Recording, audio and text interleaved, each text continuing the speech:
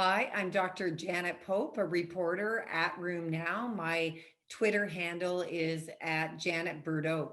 I'd like to talk about one of the very interesting plenary sessions. So this is abstract number 1441. It's by Richard Fury. And as any of you watching the meeting of the ACR virtual meeting know, Dr. Fury has been a wonderful advocate and author on multiple SLE trials. So this is looking at the already published Belimumab trial in lupus nephritis and giving us more results. So what's really interesting about this trial is number one, it allowed standard of care of active lupus nephritis. So a lot of patients were on mycophenolate mofetil, but you could have also been induced by cyclophosphamide. Number two, it was new lupus nephritis or an active recurrence.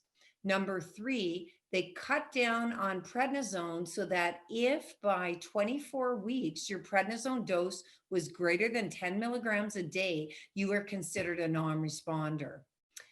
What's also important about this study is they went to 104 weeks because things like proteinuria don't resolve over time. So they looked at partial responder and complete renal responder.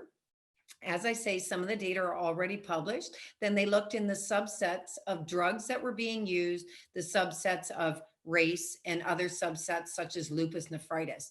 And slam dunk, belimumab, 10 milligrams IV Q monthly was better added to standard of care than standard of care alone, with a minor exception of lupus nephritis class 5, where it wasn't as big as slam dunk.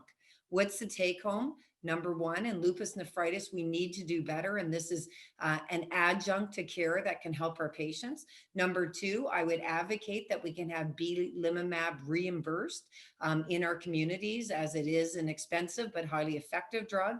And number three, I believe we can rationalize that this would also help the same way if it was belimumab sub-Q, as the drug is now available both IV and sub-Q. Please follow us at Room Now and enjoy ACR 2020. Thank you.